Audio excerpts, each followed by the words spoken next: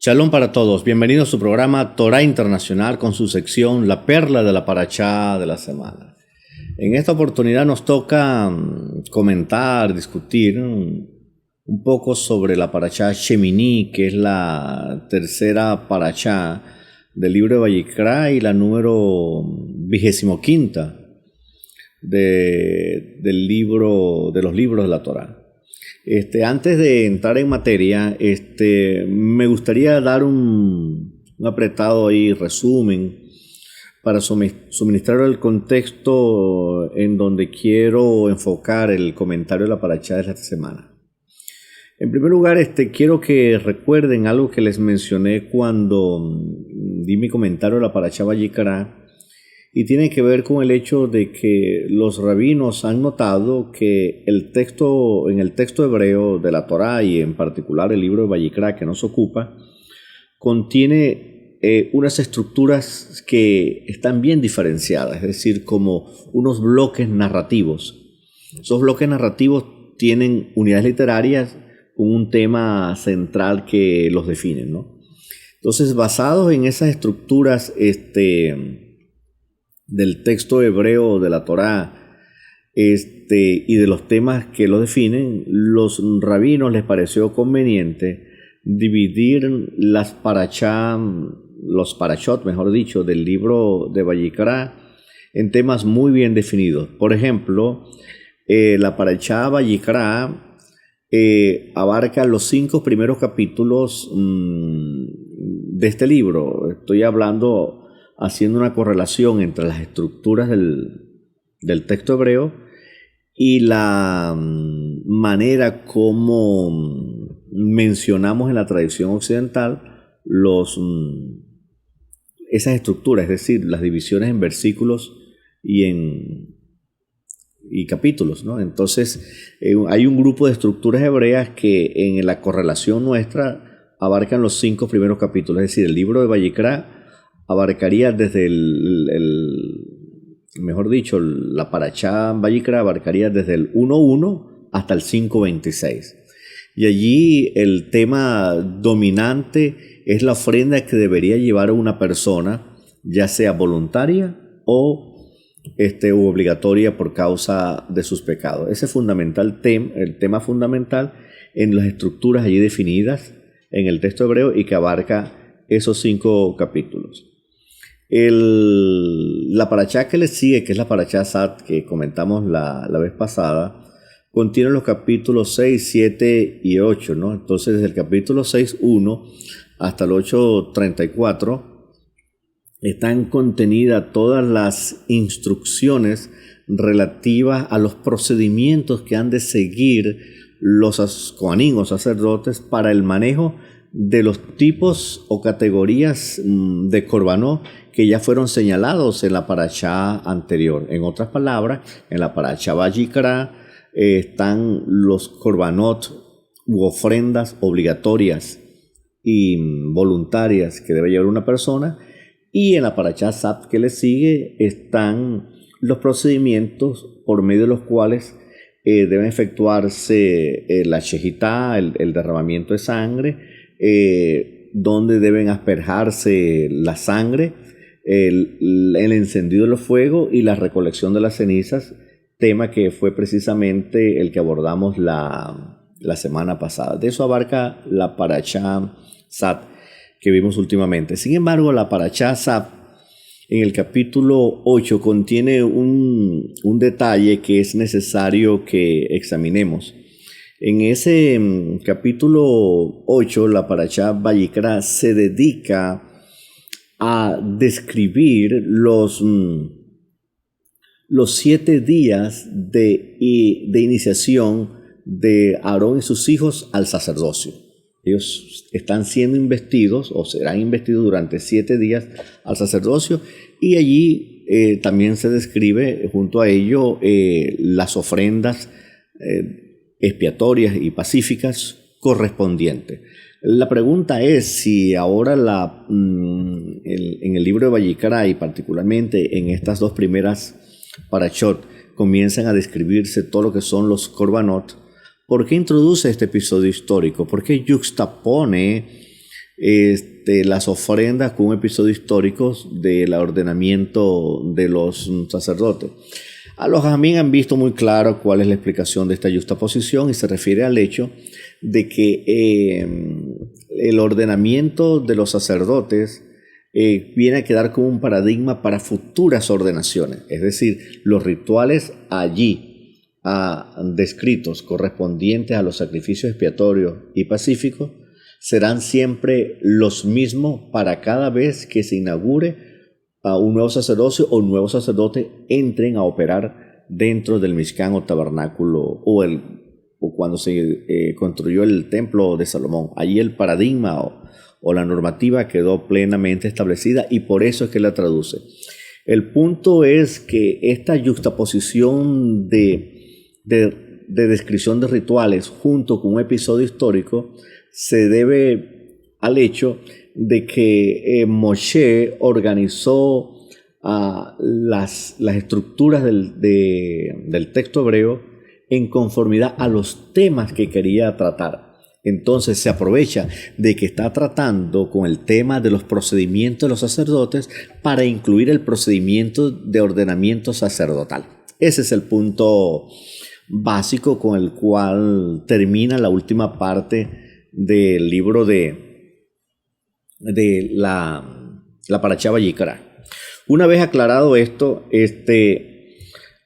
ya uno se da cuenta o puede justificar esos 7 días que introduce allí. 7 días que ya fueron anunciados en el capítulo 29 del libro de Éxodo. En el libro de Éxodo, o en Shemot, anuncia que se van a investir durante 7 días los sacerdotes, pero ya se dice, ahora acá está el relato de cómo se hizo esa investidura.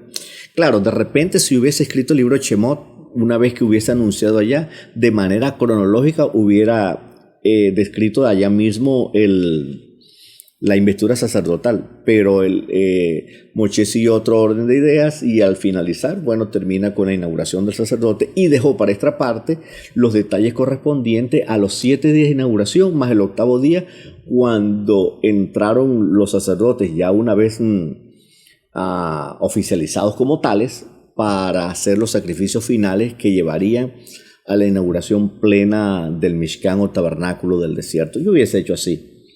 La razón por la cual Moshe hace esto se debe al hecho de que él está no organizando los eventos de manera cronológica, de manera como suceden, sino que los organiza con un tema definido. Él está desarrollando una temática, él está desarrollando el plan de la redención y va incorporando los elementos de su narrativa conforme vayan encuadrando en el rollo de la profecía, por así decirlo. En otras palabras, Moshe está interesado en describir y desarrollar el tema de la redención y cómo se ha puesto en práctica. Y en este caso particular, Moshe ahora ha dejado el tema que debió haber mencionado en el capítulo 24 para este capítulo en el contexto de los Korbanot. Es por esta razón que los Jajamín dicen que en la Torá no hay tiempo, es decir, los eventos no están estrictamente narrados en orden cronológico. Y un ejemplo que tradicionalmente doy cuando explico este principio que la Torá no tiene tiempo es cuando estudiamos el primer capítulo del libro de Génesis. Allí el Eterno pues describe la creación del mundo y termina diciendo pues que hizo el varón y la hembra, los juntó y hasta los casó, pues, y fueron los cielos y la tierra creados en 6 días y el 7º día descansó. Pero luego desde el capítulo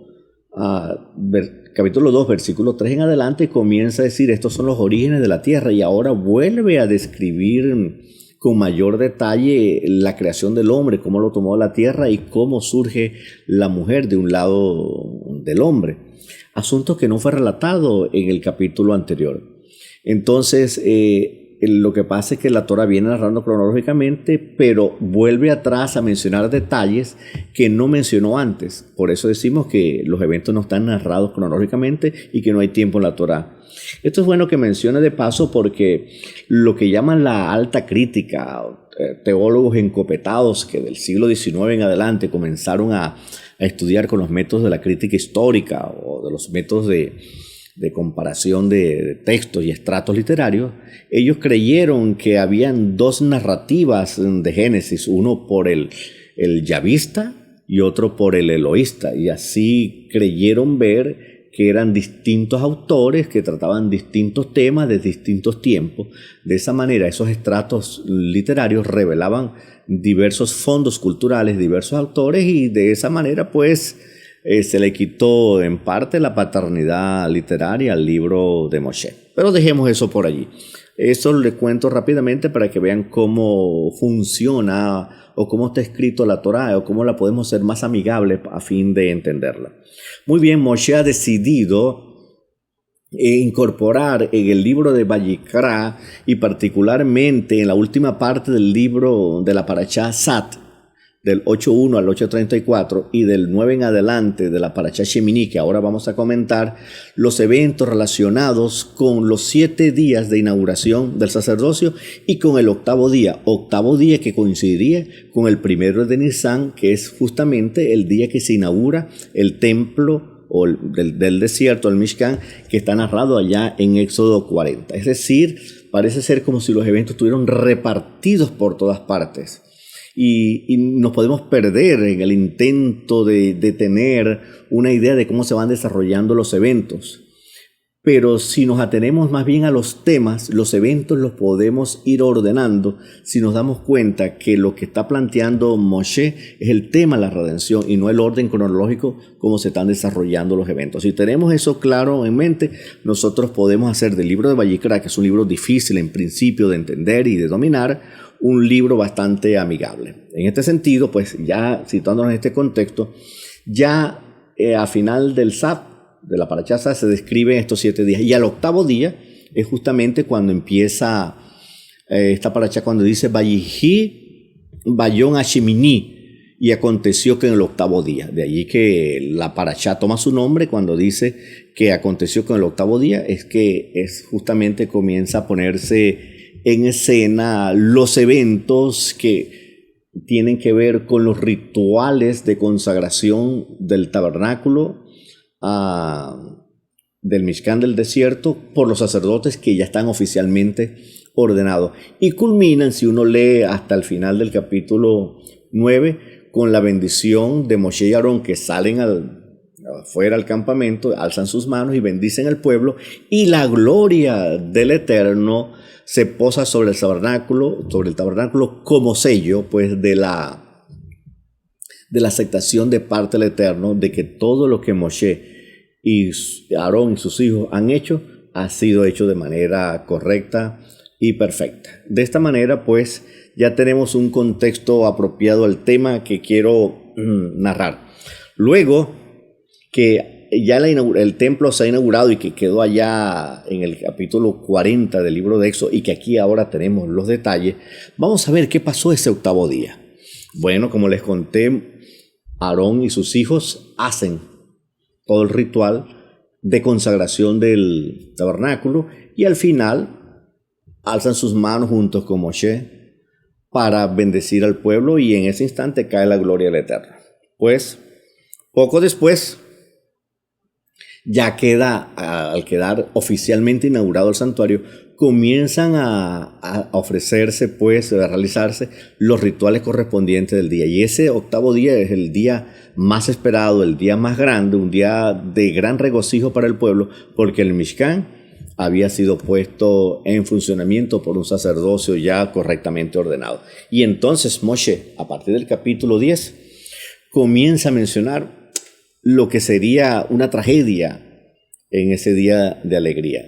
Comienza a mencionar los errores que cometieron Nadab y Abiú, y eso es lo que quiero comentar en esta ocasión. La muerte trágica de estos dos jóvenes. Después que Moshe dice que Nadab y Abiú entran allí. Miren lo que dice aquí la Torá para situarnos en el texto. Dicen, tomaron los hijos de Aarón, Nadab y Abiú, cada uno su brasero, como lo que llamamos nosotros sería como el incensario, ¿no? Pusieron en ellos fuego, colocaron sobre él sahumerio y acercaron delante del Eterno un fuego extraño que no había ordenado el Eterno. Entonces salió fuego delante del Eterno que los consumió y murieron delante del Eterno. Es decir, ellos comenzaron a oficiar como sacerdotes, pero parece ser que hicieron algo indebido. Una vez que pasa esto, que tomaron un fuego extraño, ¿ok? De inmediato que ocurre la muerte, el Eterno, pues en su gracia, al ver un padre adolorido, porque estaba allí Eleazar y Tamar junto con su padre Aarón, le dice inmediatamente a Aarón, en el verso 10:3 le dice así, entonces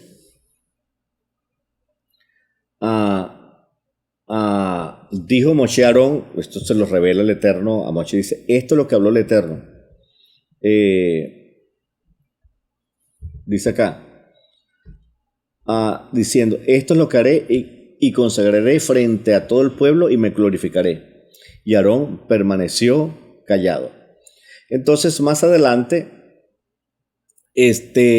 menciona el Eterno, ahora lo que les decía, habla el Eterno a Aarón y le dice, vino o licor no bebas, ni tú ni tus hijos que están contigo cuando vengan a la tienda de reunión, para que no mueran. Esta será una ley perpetua para generaciones. Primero Moshe lo consuela, dice, yo me glorificaré delante de los que se acercan a mí.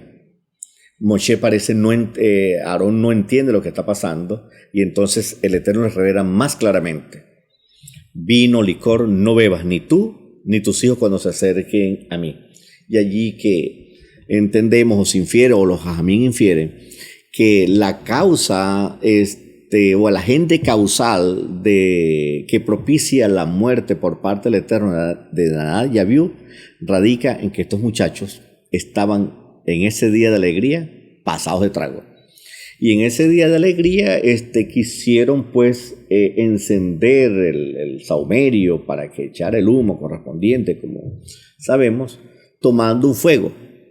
Entonces, para encenderlo, dijeron, bueno, para efectos prácticos cualquier fuego sirve, pero la orden del Eterno era tomar del fuego que él había encendido del holocausto. Cuando cayó, dice la Escritura, fuego del cielo y encendió los holocaustos.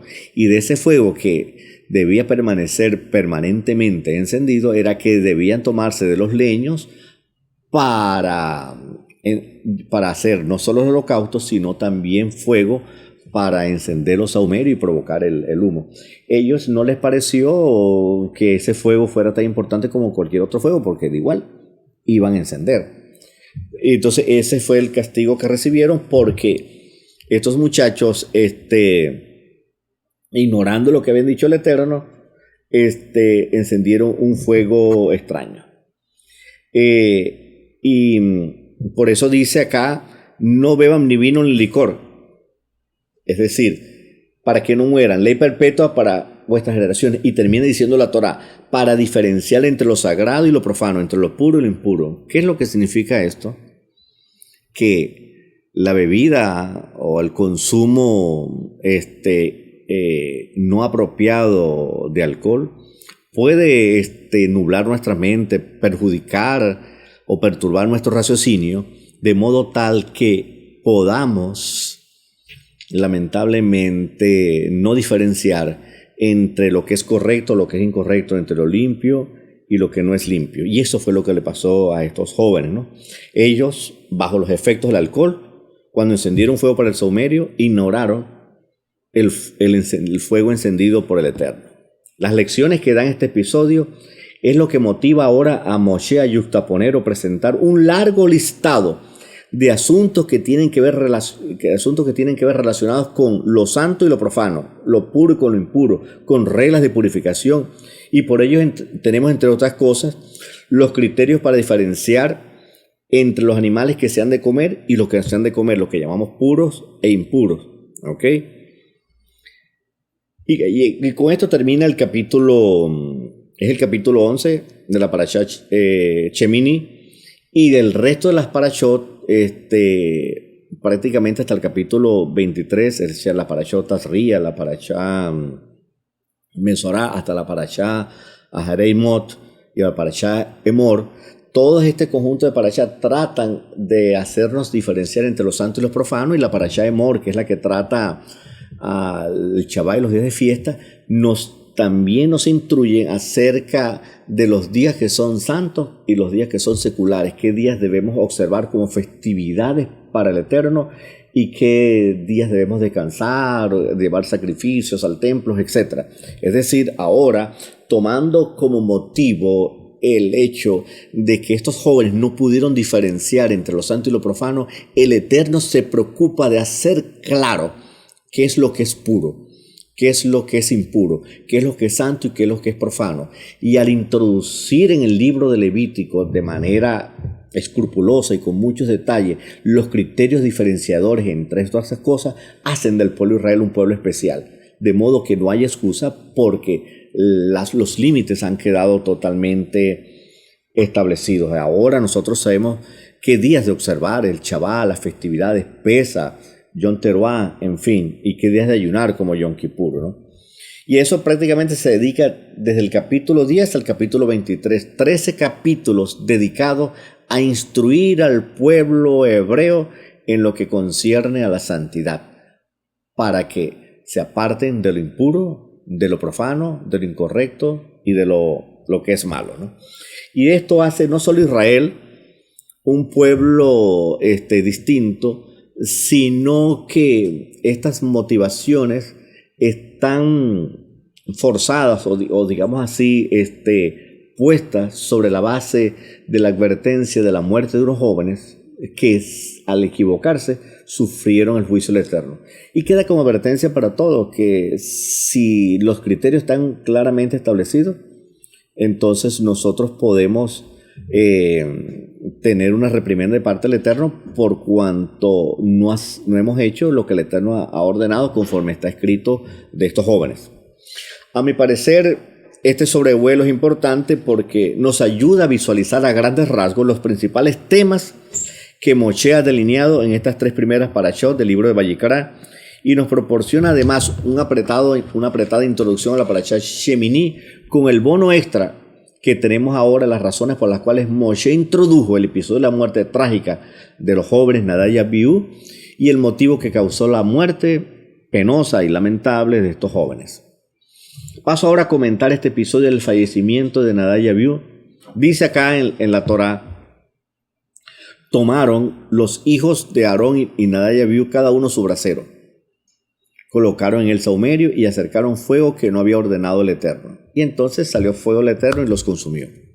La Torá y los comentadores judíos de todos los tiempos no imputan ningún tipo de mala intención a los jóvenes. Y esto es bueno que se diga. A pesar de que estaban un poco tomados, eso no significa que había en ellos una particularidad, un pecado en particular. De hecho, su muerte es mencionada en otra ocasión, pero en ningún momento menciona la Torá pecados explícitos como el caso de David o el caso de Salomón o el caso de Manasés. No menciona ningún tipo de pecado de estos jóvenes. Estos jóvenes eran justos y muchachos dedicados al servicio del Eterno, pero fueron imprudentes. Y eso es una de las cosas que el Eterno quiere destacar. Buenas intenciones no significa necesariamente que podemos hacer las cosas correctas. Podemos ser tan imprudentes con buenas intenciones, ¿no? Entonces los Jajamín comentan que estos jóvenes no tenían ninguna mala intención, estaban alegres porque aquel glorioso día empezaba una nueva vida, una nueva etapa pues, en su ministerio como Kohanim. De repente tal vez un poquito de orgullo inflamaba a aquellos jóvenes de la clase aristocrática de los Kohanim y comenzaron a festejar antes de tiempo y se pasaron un poco de trago y no tomaron fuego del altar que había encendido el Eterno, sino que hicieron el suyo propio. Total,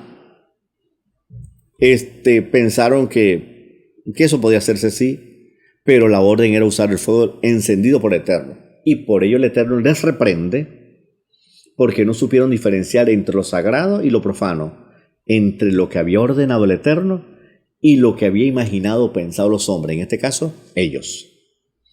Una alegría desbordada, acompañada de licor, no fue la mejor elección para aquella importante ocasión.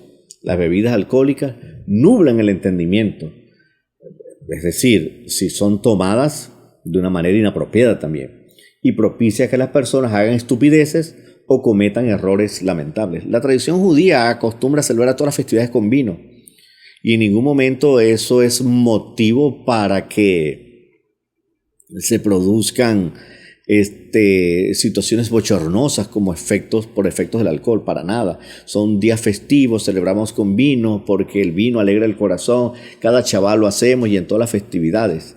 Y allí estamos dentro de los límites de la cerca que la Torá ha fijado para un buen comportamiento en una ocasión festiva.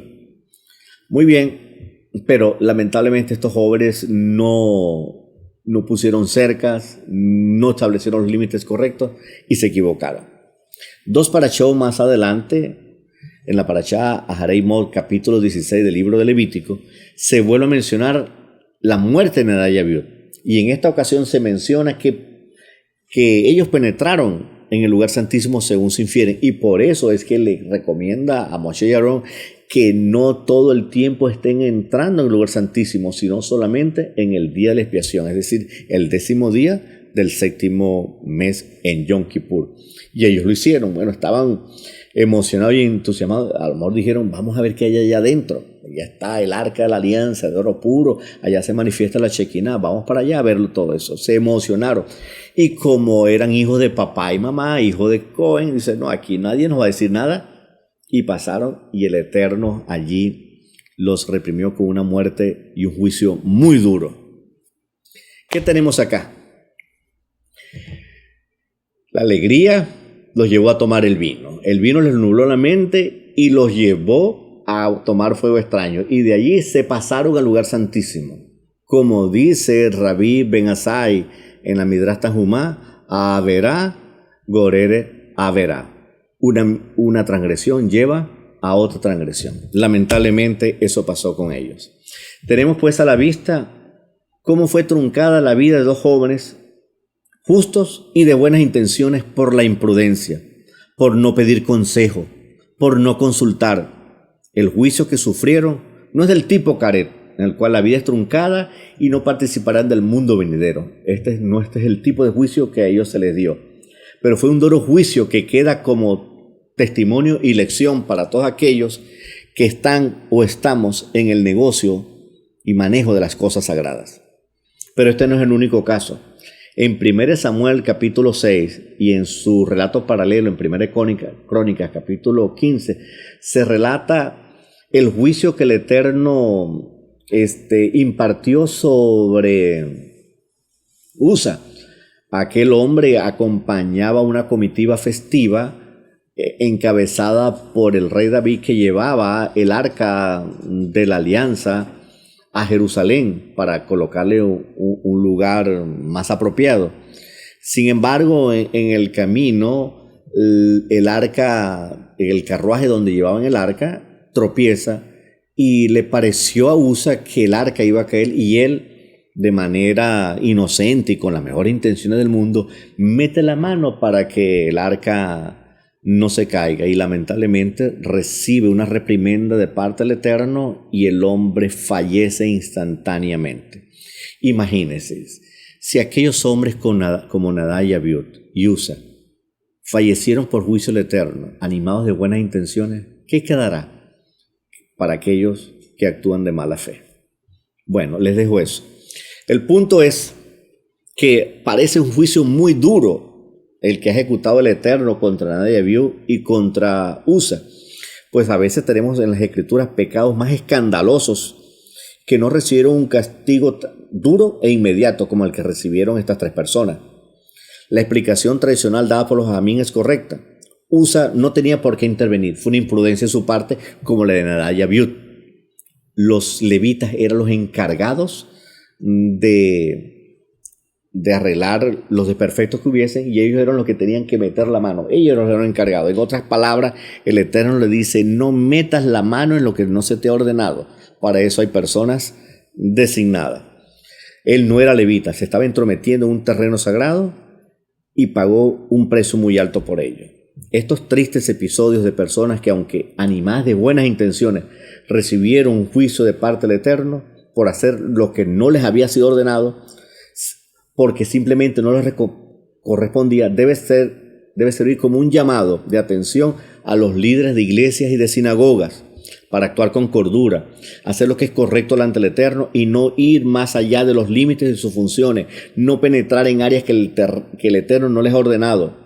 Tal vez para algunos líderes no es el alcohol el fermento que estimule sus acciones, puede ser el orgullo y la prepotencia, los deseos carnales o la ambición de gloria personal puede nublar también la mente y propiciar errores y quedar lamentable como el alcohol. Quienes no reciban un juicio como el de Nadab y Abiú, pero de ninguna manera recibirá su castigo. Hay gente que lo vemos comportarse de una manera y no los vemos que mueren partidos por un rayo, como Nadab y Abiú, o que sale fuego delante del Eterno y consume a aquellos malvados. Pero ciertamente sabrán que hay un juicio que les espera a ellos, porque nadie puede quebrantar la palabra del Eterno y esperar salir ileso. Si esto aconteció a aquellos que estaban animados de buenas intenciones, imagínense qué pasará con aquellos que actúan de mala fe, con malas intenciones, ya sean líderes o personas comunes de una congregación. Los ejemplos bíblicos de aquellos que actuaron de mala fe y sus respectivos castigos están narrados en la Biblia, entre ellos Esaú, muchos de los reyes de Israel, incluido el homicidio de David para apropiarse de una mujer ajena, etc. Pero hay muchos casos que conocemos en la vida real y no vemos que sufran disciplina o castigo alguno. Es posible, pero lo cierto es que no escaparán de la palabra del Eterno y del juicio final. A muchos falsos maestros, pastores y profetas les espera el juicio divino. De ellos está escrito en Mateo: muchos me dirán en aquel día, en tu nombre hicimos muchos milagros, en tu nombre echamos fuera demonios, y entonces le diré, apartados de mí, transgresores de la Torá. Eran gente, parece ser, ocupada en las cosas sagradas, pero parece ser que su corazón no estaba de parte del Eterno y el Eterno no les había ordenado que estuviesen allí. Así que en su momento apropiado, a lo mejor recibirán el castigo del Eterno, aunque hoy muchos de ellos parezcan vivir como reyes. Pero tenemos otro caso, el de una persona que cree que lo que hace para el Eterno es mucho mejor que lo que el Eterno ha ordenado por su palabra. Caín, él trajo lo mejor de los frutos de la tierra para el Eterno, y Abel lo mejor de sus ganados, una oveja. El Eterno miró con agrado la ofrenda de Caín, de Abel, pero no la de Caín, porque no había ordenado frutas, sino un corbán para el sacrificio de animales. Así hay muchos como Caín, que no están bajo los efectos del alcohol, como Nadab y Abiú, pero igualmente se equivocan. Ofrecen al Eterno lo mejor de sí mismo, pero lo hacen según su interpretación particular de la Escritura, pues hacen lo que el Eterno no les ha ordenado, aunque estén animados de las mejores intenciones. Ejemplos de esta clase los tenemos en muchos sinceros cristianos que aún siguen atados al carruaje de la Roma papal y siguen adorando al Eterno en domingo, el cual erróneamente llaman el Día del Señor. Y también tenemos un ejemplo dentro del judaísmo. Este es un tiro para el gobierno y otro para la oposición. Pues allá hay innumerables judíos sinceros, honestos, que habiendo sido destruido el templo en donde se encontraba el perdón de los pecados, no reconocen que han quedado salvíficamente desamparados. Y esto quiero repetirlo. Los judíos de hoy día que no han creído en el Mesías Yeshua están salvíficamente desamparados, porque el único lugar donde se conseguía el perdón de los pecados era el templo, y destruido quedan prácticamente sin piso. Se les movió el piso, se hundieron desde la perspectiva teológica, de la perspectiva salvífica, no hayan dónde pararse. No tienen a quién recurrir para el perdón de los pecados. No hay víctimas sustitutorias para llevar al templo para que sean ofrecidos los rituales expiatorios correspondientes. En esa situación es que están ellos. No reconocen esta situación de desamparo salvífico, y en su lugar han levantado una falsa doctrina según la cual se puede obtener la salvación y el perdón de los pecados por el medio del esfuerzo humano, y a esto le llaman Sedaká, Tefilá y Techubá. No es correcto eso. Esta clase de cristianos y de judíos también, al igual que Nadab y Abiú, bajo los efectos ya no del vino, sino del vino en sus falsas doctrinas, se han acercado delante del Eterno para ofrecer un servicio que no les ha sido ordenado. pues han sustituido la palabra del Eterno por la tradición de los hombres. Y en este caso particular que estamos hablando, debo decir con propiedad y justicia que cristianos por una parte y los judíos por la suya se han equivocado.